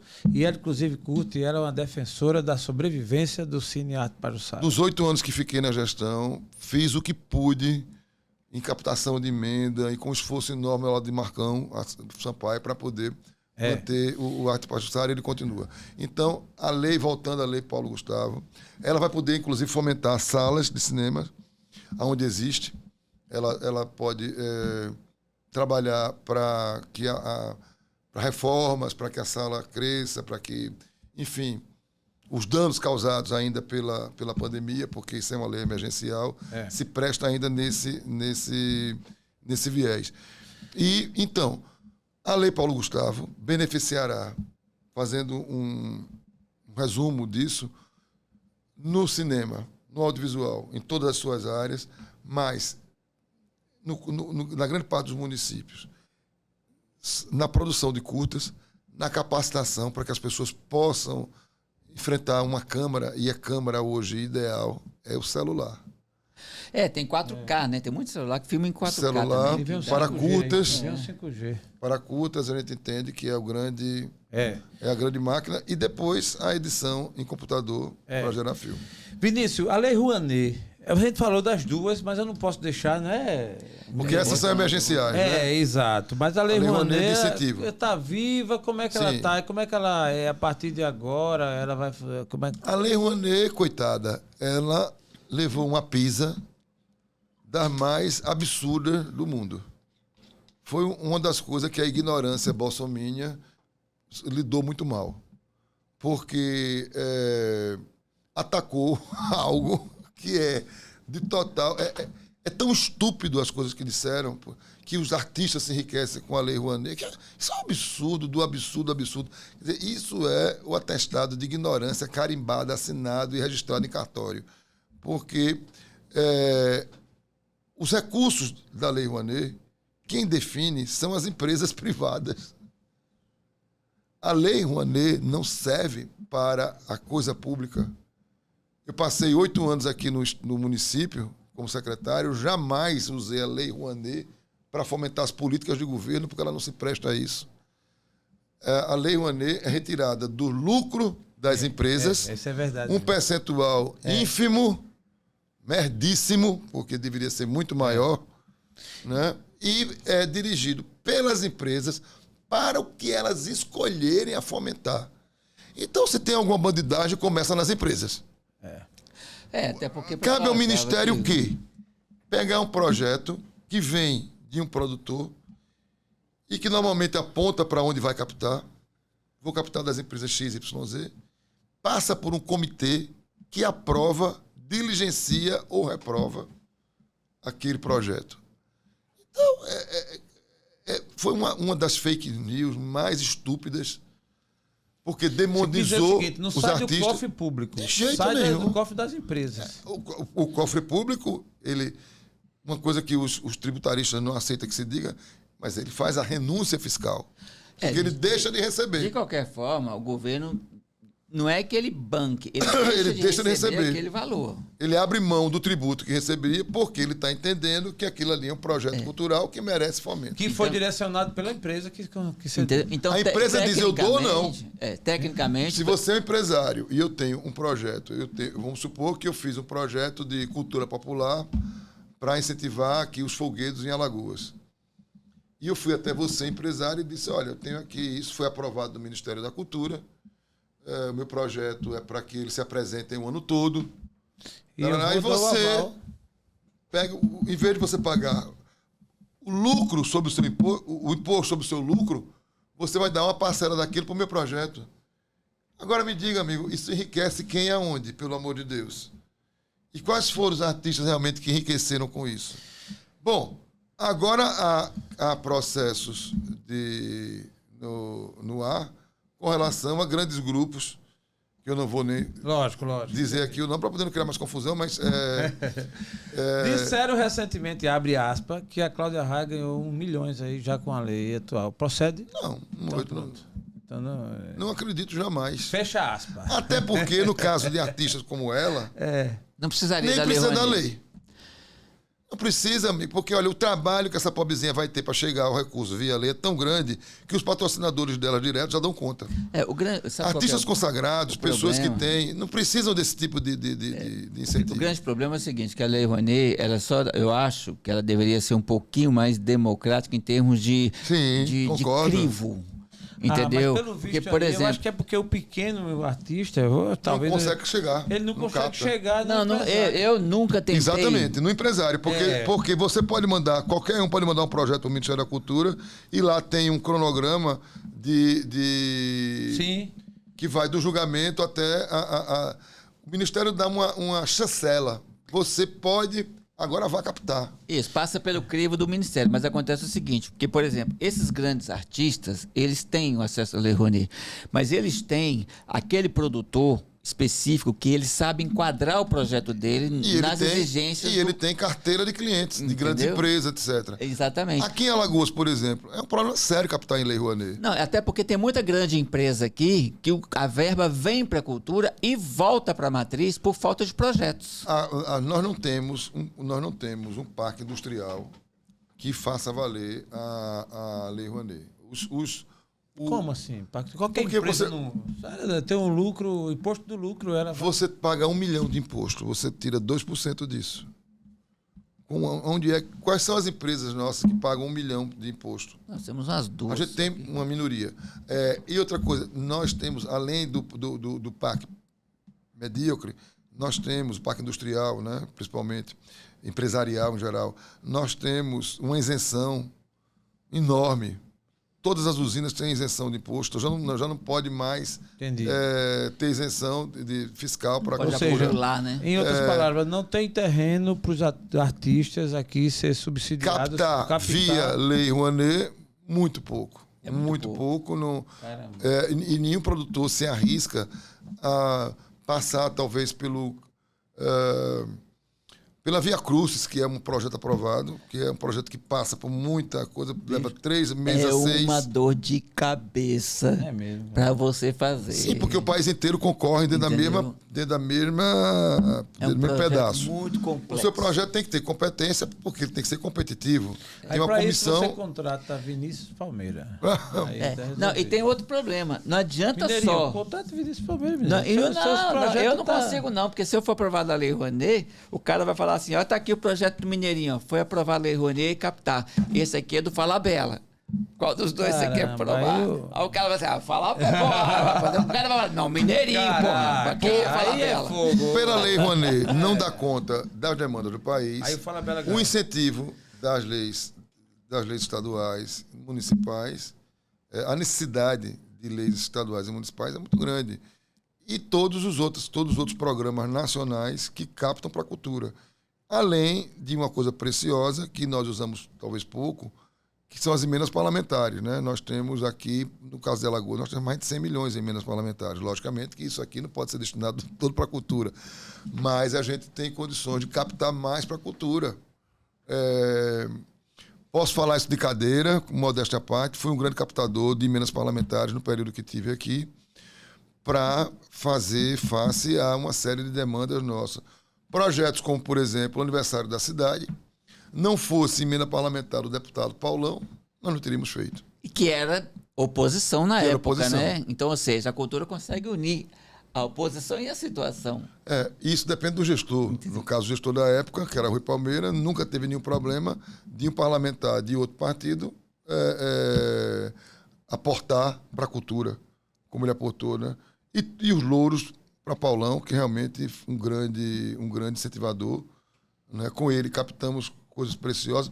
Um primeiro São João, você citou que a gente fez Arraiais nos Bairros, você falou aqui rapidamente numa determinada hora. Aquilo ali só foi possível com a emenda de 1 milhão. Que uma emenda toda voltada. Porque vocês fizeram o edital com toda a cadeia. Sim. Eu achei espetacular aquilo, porque o cara que fez a ornamentação, ele ganhou o edital. O cara que fez a quadrilha, o trio, música, tudo. Então, quer dizer, o bairro, a comunidade toda participou, todo mundo ganhando parte do edital. Isso é legal. Não só foi, então, não só foi a estrela, não. Você vai esperar, entendeu? Que nesse caso específico, se fosse esperar que as empresas de Alagoas, através da Lei Rouanet, aportassem 1 milhão, passaria os 8 anos, 10 anos na gestão e não conseguiria. Uma emenda parlamentar vem com essa direção. O cara aporta de lá, vou passar. Inclusive, o que ele fez foi completamente absurdo, que eu nunca tinha visto algo semelhante. Eu estava dentro da Conferência Nacional de Cultura, quando recebo um telefonema do deputado, dizendo: eu tenho 1 milhão de emenda parlamentar para você colocar na cultura aonde vocês acharem. Eu disse: deputado, o senhor quer um beijo? Quer em troca. A gente já fica desconfiado, né? Eu disse a ele, quando o cego vê mola grande, desconfia. Mas era por acreditar no que a gente estava fazendo. Então, nós diluímos aquilo, que eu acho que é o termo mais correto para falar da emenda, pegando ela, distribuindo para um edital para todos os bairros. Maceió tem 50 bairros. São João nasce disso, né? Nasce do povo. Sim. Né? São João nasce das comunidades. Tudo é a junção das pessoas que fazem. Mesmo que haja hoje os pacotes, mas é uma tradição de muita agregação. Então, a gente entendia que os bairros é manancial cultural, é lá onde nasce forró, é onde as pessoas vão se organizar para fazer a festa, a juventude para dançar quadrilha, as senhoras e senhores para fazer a comida. É muito rico, né? Porque tem gastronomia, tem vestuário, tem dança, é um negócio incrível. Mexe com a alma das pessoas, né? Mexe com a trilha sonora da vida das pessoas. O São João não é brincadeira, o carnaval é importantíssimo, é nacional. Mas o São João é a alma nordestina. Aqueles arraiais acabaram, né? Eu não vi mais. Tinha um arraial da Serraria, tinha um arraial ali do Pinheiro, que era super famoso. Então, cada bairro recebe um valor para lastrear, não para bancar. E isso faz com que a festa se dê. Do mesmo jeito, fomenta-se a música. Você cria uma espécie de reserva para os artistas locais. Quem tem acesso aos editais para receber cachê são os da terra. São os da terra, né? Os de fora são convidados. Agora, deixa eu te perguntar uma coisa. A Lei Rouanet é inviável, mas uma lei Veja bem, não é inviável. Não, é inviável para nós aqui. Né? Assim, nós não temos aporte para uma Lei Rouanet, a não ser a Braskem, acho que assim. Acho que deve ter algumas empresas, e se o produtor tem trânsito com essas empresas, ele deve usar a ferramenta, porque ela funciona. Mas assim... Ela não é ineficiente. Aqui tem uns o problema é de outra natureza. Uns até que conseguem. Eu sei de uma história que o pessoal lá do Vergel conseguiu da Braskem, através da Lei Rouanet. Legal isso, mas não é toda empresa que tem, é muito limitado isso. Beleza. Agora... até pouco tempo atrás, nós não tínhamos, ou eu acho que nós não temos ainda, nenhuma lei de incentivo estadual e nem municipal. Eu acho que é a única única capital do país que não tem uma lei de incentivo. Na capital tem. A Lei Municipal de Incentivo à Cultura, o Estado tem no forno. Falta pouca coisa para poder concluir a lei estadual. Ela não se efetivou até agora. Porque eu digo porque tem um monte de hotel que pagam ISS, que bacana. Aí é município. Pois é, do município. E que escolas e também empresas de serviços. Né? Mas que veja só. Poderiam patrocinar alguma coisa. Na nossa gestão. Que seria um patrocínio menor. A gente quis alterar e alteramos essa lógica. Ou seja, se o governo está pronto para fazer uma espécie de renúncia fiscal, que ele faça logo na base. Não espere para que o produtor vá captar de empresa a empresa. Se eu tenho um orçamento que eu posso liberar 2 milhões para a cultura, por que é que eu vou fazer com que o produtor fique se humilhando procurando empresa a empresa? Então, nós criamos, na ocasião, projeto aprovado é projeto incentivado.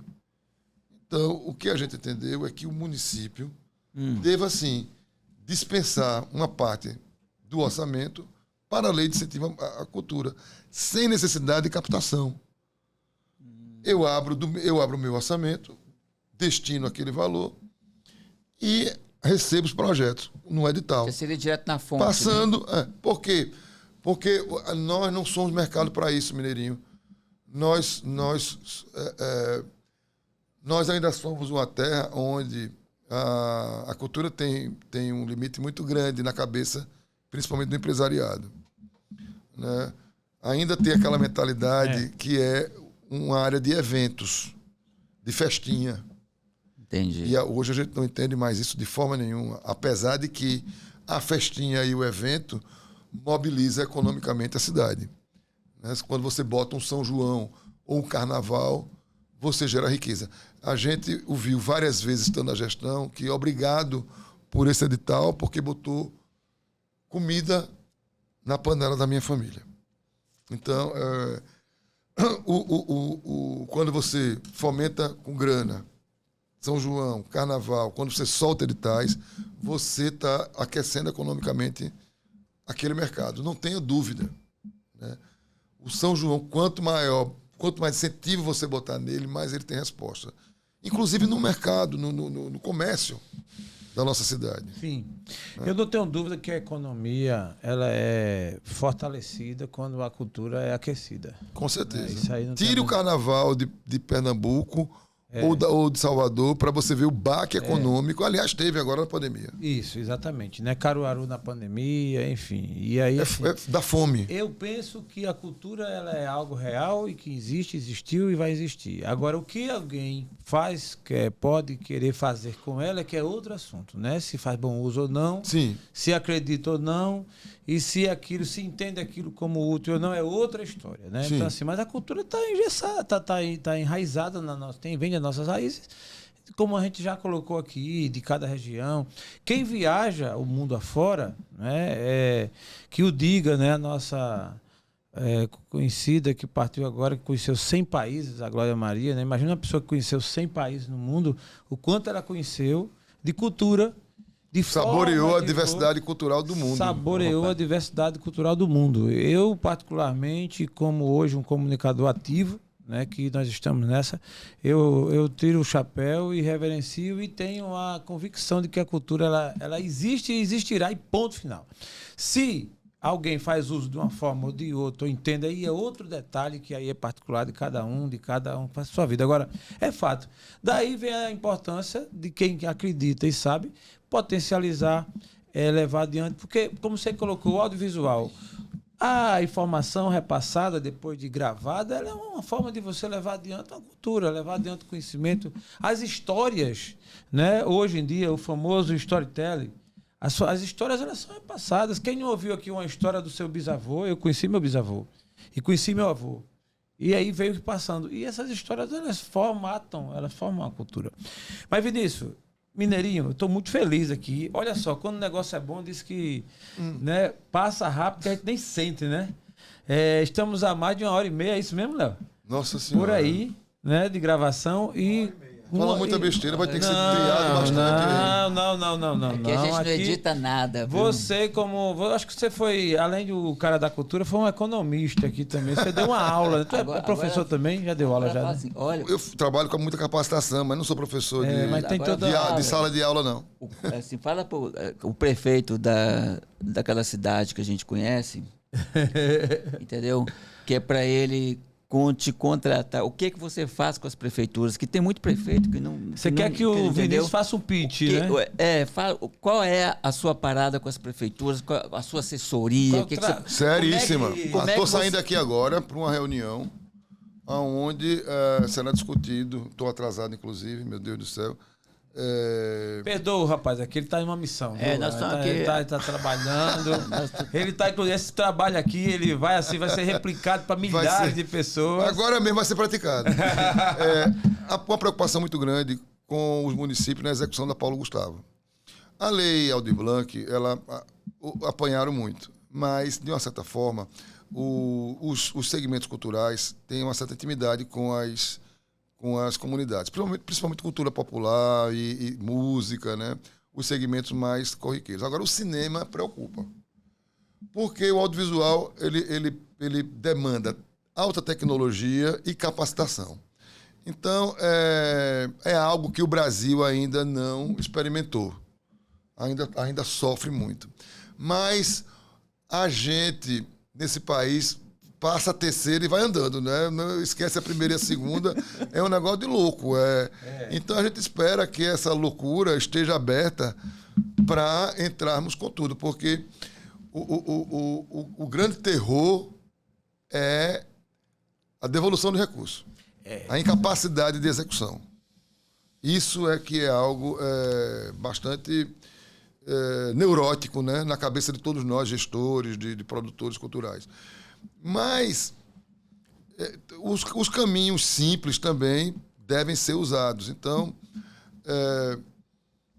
levar para o município uma mensagem mais tranquilizadora com relação ao que deve ser feito, principalmente, mas eu vou fazer cinema? Vai, porque você tem...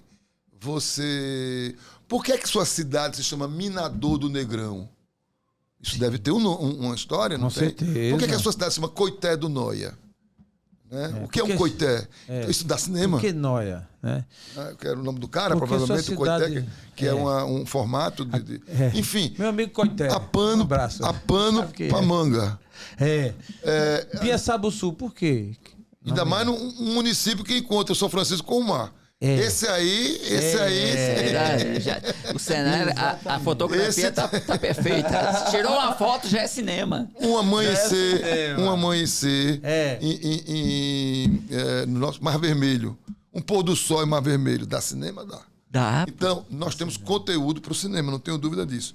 O que nos falta é como operar cinema.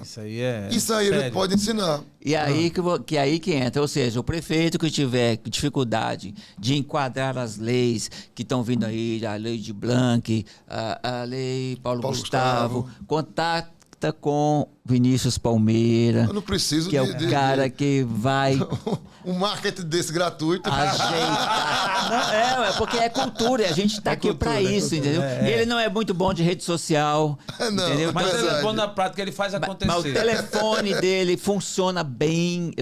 O cara que usa o telefone para falar. Bicho, você sabe o que é isso, meu irmão? Diga aí. Não é qualquer um, não. Mas ainda faz o seguinte, quem quiser procurar Vinícius Palmeira, contacta aqui com a produção do Arte e Cultura Podcast. Gostou? Isso aí, manda pra gente que a gente manda o contato. Porque e tem que ser rápido, porque a lei Aldir Blanc, a lei Paulo Gustavo, que está para ser regulamentada nas próximas semanas, ela, depois de regulamentada, será publicada e os municípios terão 60 dias para emitir a sua proposta dentro da plataforma Brasil. O processo se dá com o município discutindo, através do seu grupo de trabalho, o que é que eles vão pedir. Ou seja, eu tenho R$500 mil, eu tenho R$250 mil, ou eu tenho R$150 mil. O que é que eu vou fazer com essa grana? E ter que registrar isso nessa plataforma. Depois vem os procedimentos para lançamento dos editais e, logicamente, a execução da lei quando você transfere o recurso para aqueles que foram contemplados pelos editais. E depois tem os acertos, você acompanha o projeto todo, né? Depois da sua implantação, que é a escolha do que você vai fazer, a prestação de contas. A prestação de contas, tudo direitinho. É uma assessoria maravilhosa. As instituições isso, né? sofrem muito, né? Principalmente com a prestação de contas. Houve muito erro com a lei Aldir Blanc. Infelizmente, muitos municípios estão pendurados por conta disso. Uma prestação de contas não feita, não realizada, encrenca o município, né? Coloca ele dentro dos SPCs para o município. Pois é, né? O cara isso é muito ruim para a sua operação no dia a dia. Então tem que ser uma operação bem feita até o fim. Muito bom. Eu estou muito contente com esse episódio, né? Episódio 001 com Vinícius Palmeira. Eu gostaria, Mineirinho, de passar a palavra para ele, fazer os seus agradecimentos, suas considerações e logo em seguida você também tocar a ficha aí. Se você quiser dar o seu telefone, Vinícius, tá? Porque eu sei que você... Com certeza. Vinícius, com você a palavra, para os seus agradecimentos aí, suas considerações. Muito obrigado. Fiquei tenso agora porque eu estou perdendo uma reunião que começa às 5 horas, mas vamos correr. Corra. O cliente está dizendo que vai embora. Não, diga ele que vai embora, não, rapaz. Ô, doutor. Se ele for embora, vai perder. Vai perder. Mas quero agradecer demais, eu acho importante e parabéns. Jaelson, pela tua iniciativa, aqui com o Mineirinho do lado. O Mineirinho, um ícone nosso, Sim, né? muito que a gente tem que dividir esse respeito Mineirinho de Maceió com a Minas Gerais, mas ele é nosso. É nosso, Minas é só o nome mesmo. Não tenho dúvida disso. Ele está iconizado já, o trabalho dele é fantástico e vocês estão trazendo algo de precioso, porque a gente precisa difundir a cultura, trazer mais elementos, trazer mais interesse para o nosso campo. Eu acho que esse podcast vai ter esse poder. A gente tem uma comunidade enorme em Maceió, ativa, extremamente em evolução. Nós temos, por exemplo, antes de conversarmos aqui, falamos um pouco do audiovisual, não podemos nem discorrer muito sobre isso, o tempo não dá, mas nós temos, por exemplo, um cinema promissor em Alagoas, né, com incentivo de 15 milhões nos últimos 4 anos. Nós tivemos um curta agora que ganhou um festival, né? Sim. Ganhou um festival no exterior. O Cavalo foi um dos pré-candidatos ao Oscar. Sim. Né? Cavalo foi um dos pré-candidatos ao Oscar. Pré-candidato. E esse curta que ganhou ontem... Cavalo é importantíssimo. Esse curta que você me mandou aquele print, ele tá se credenciando para concorrer ao Oscar de curtas também. O Cavalo teve premiação de mais de 40 festivais, pelo Brasil e pelo mundo afora. Foi, inclusive, ao concurso no Festival de Tiradentes, que levamos, inclusive, o elenco para lá. Ele foi o primeiro curta incentivado pela coisa pública em Alagoas. Muito bom. Nós temos uma fatia enorme, temos um elenco enorme de filmes que nos próximos anos vão disparar aí Brasil afora, mundo afora, porque o audiovisual tem essa dimensão. Porque Deus continua brasileiro e veio morar aqui em Alagoas. Pois é verdade. Cacá de Eggs. Então, Cacá de Eggs. Vinícius, essas portas estão abertas, né? Muito obrigado, Jaelson. Mais outras muito vezes, obrigado, lançamento, Mineirinho. alguma coisa, toca pra gente, você vai poder aqui novamente sentar e conversar com a gente. E a você que nos segue, muito agradecido aqui no Arte e Cultura Podcast, um podcast que chegou para ficar e vai abraçar todo esse universo aí da cultura maceiense, alagoana e brasileira. Sejam muito bem-vindos. Arte e Cultura Podcast é feito para você, com você e por você, tá? Daqui a pouco a gente vai fazer os programas ao vivo, onde você vai poder participar com a gente aqui, fazer perguntas. Vamos fazer uma bagunça aqui, você vai ver. Tudo é cultura. Muito bom.